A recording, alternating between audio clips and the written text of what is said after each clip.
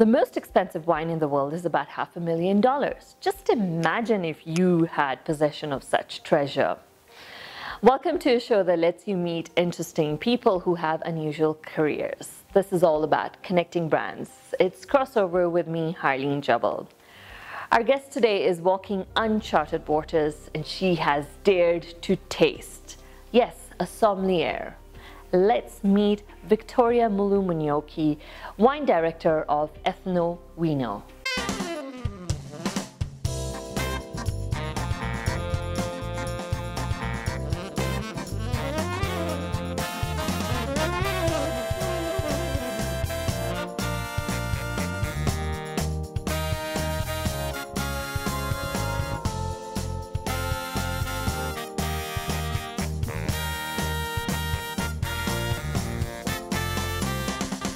Welcome to the show, Victoria. Thank you, Harleen. Good to be here. Starting off, this word is hard to pronounce, but I'm going to give it a try. Who is a sommelier, and how did you get acquainted or into it? Oh, wow. It's not such a difficult word. You can actually call it a sommelier. But sommelier is basically a wine steward.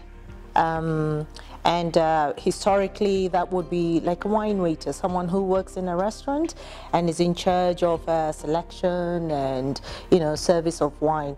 But that has evolved now. Now it's just a generic term for wine professionals, people in the wine industry who are experts and don't necessarily work in restaurants, but are at the forefront of either selection, stock keeping, advisory services like I do. Yeah, it's a very exciting career, unusual one as well. How did you get into it then? Oh, I got into it by choice, actually. Okay. Because my background is in the corporate world and in the education sector. And in the year 2000, I had a chance lunch where my boss at the time ordered a glass of wine and effectively my meal. And it's the first time I ever had a glass of wine, so 17 years ago. Mm-hmm. And that was a challenge for me. I thought, ooh, what's this liquid? I've never tried it before. That challenged me straight away to find out more about it. And a few years later, I signed up for the formal courses. I got a lot of experience traveling around to the vineyards and working in the industry, and here I am now. So I got into it by choice. Like, I deliberately went, sought out the best courses to do for it and studied it, and yeah, no regrets. So now you also have the knowledge and experience of the wine culture in Kenya. Enlighten us there. Absolutely. So I spent a lot of years abroad, and we decided to move back home short of 6 years ago now. And mainly it was for family reasons. So when I was moving back home, I knew that I was going to come back and try and change the wine culture here, because every time we came on holiday, you know, mainly what was available was a specific category of wine that seemed very popular that I didn't like. Sweet and dry. Sweet. That's about it. Yes, yes, yes. And with my experience, I thought, okay, I'm going to make something of it. And so in the last 5 years, I have been working locally in the wine industry with different industry players. But my first stint was with a big wine importer. And that's why I think I sharpened most of my skills with the trade, with the local trade, with the local palate and the local consumer. So you've mentioned you've traveled the world when you were studying about wines. Yes. So far, where was the best experience you had, and the one that said, aha, oh my God, this is wonderful? Well, I think my aha moment was in Germany. Mm-hmm. But the best experience for me is always around the Mediterranean. Okay. Italy, Spain, Greece. Those are such interesting growing areas, because also the wine culture is accompanied very much by the food culture. And the food culture in the Mediterranean is exceptional, not to mention healthy. I do like traveling to, you know, Italy, Spain, Greece. France is exceptional too, but it doesn't have as much soul as the Mediterranean countries have. So I'm torn between Spain and Italy. So do they have the best wine in the world then?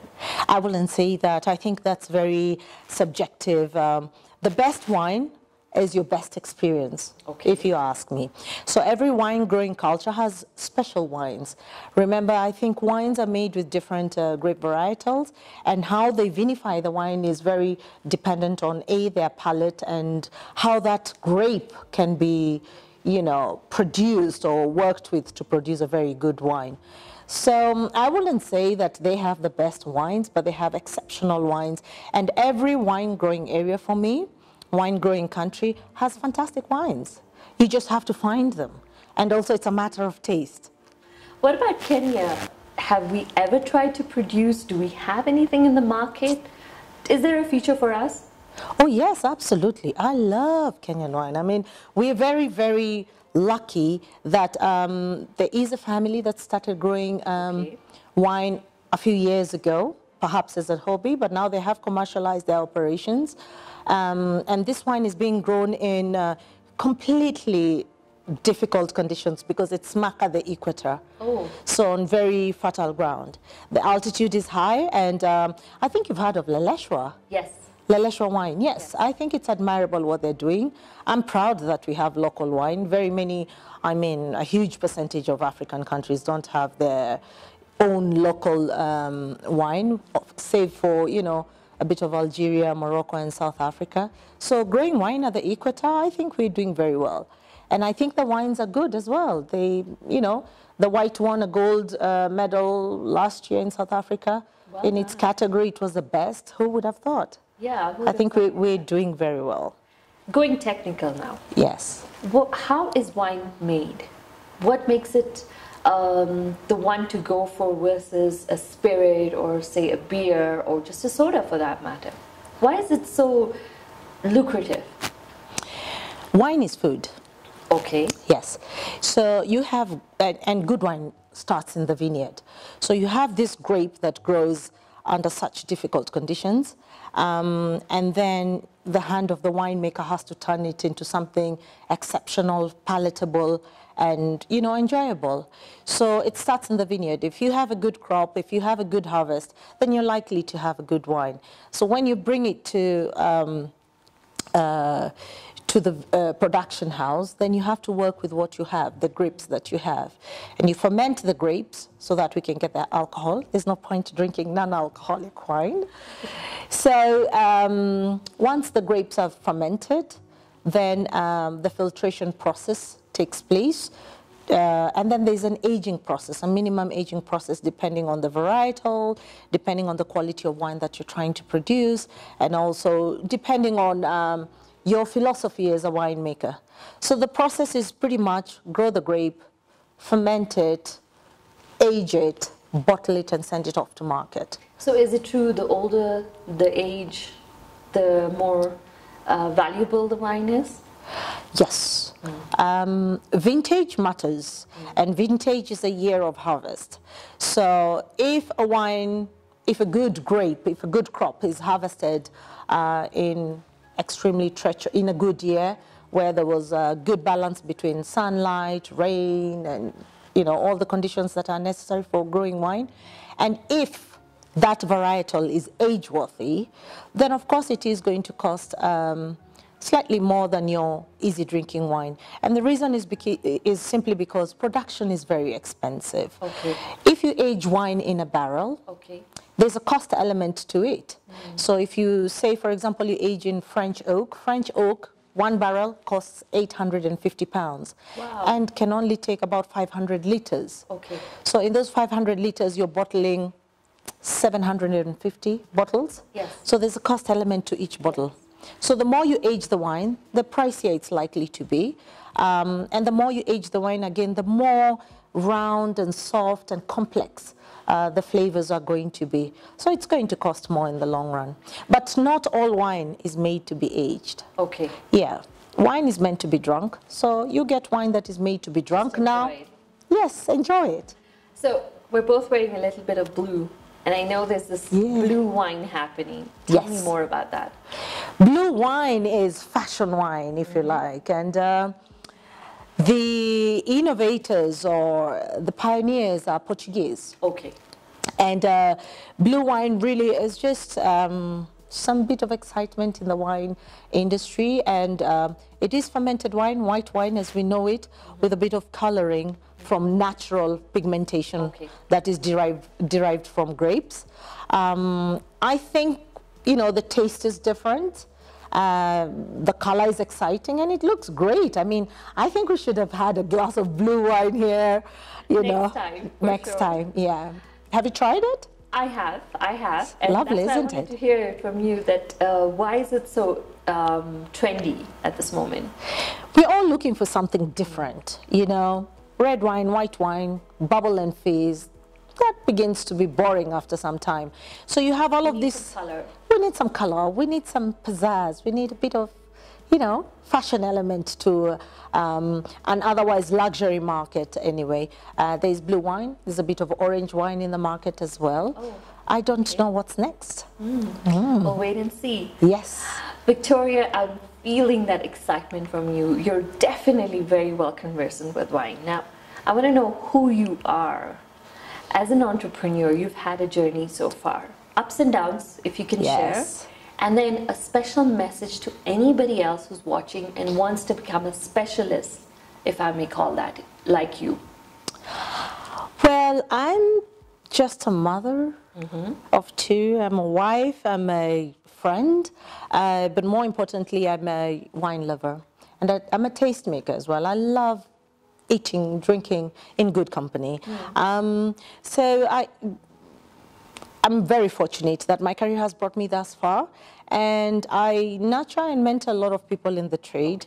For me, my little message to anybody who's interested in getting into the wine industry or being in the wine industry is don't take shortcuts. Go for the qualification, learn as much as you can, share that knowledge, and practice. Every opportunity you have, taste.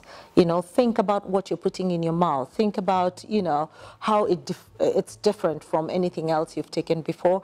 And, you know, the sharing is the most important thing, because once we have a bigger community and once we share that knowledge with a wider group of people, then more people enjoy what it is that we love. So my message is go for it, but don't take shortcuts. Just, you know, study it and learn as much as you can. Yes. So Victoria, what has been your crossover moment so far in the professional career you're having? Wow, interesting question. I think for me, it's just seeing how the market has evolved, how discerning the consumer has become over the last 5 years. And the industry players have been pivotal at this. They are fantastic to work with. They've made it very easy, actually, for my agenda, which is to advance the wine culture. And those are I think those have helped the crossover for me. I think the moment for me was when people stopped ordering white, sweet, red, sweet, and now are asking for wines by varietal. Do you have a Mellow? Yes. Do you have a Chenin Blanc? That is just exciting, and I think that for me is makes everything worth it. That's the crossover point for me. Excellent. Well, Victoria, I wish you all the very best, and next time we see, it has to be over a glass of wine. Oh, definitely. I would love that. All the best. Thank you for having me. Thank you. Now, next time you take a glass of wine, you're certainly going to remember our conversation. Please subscribe to our YouTube channel, follow us on our latest on our Facebook, Twitter, and Instagram accounts. It's all about connecting brands. This is Crossover with me, Harleen Jabbal.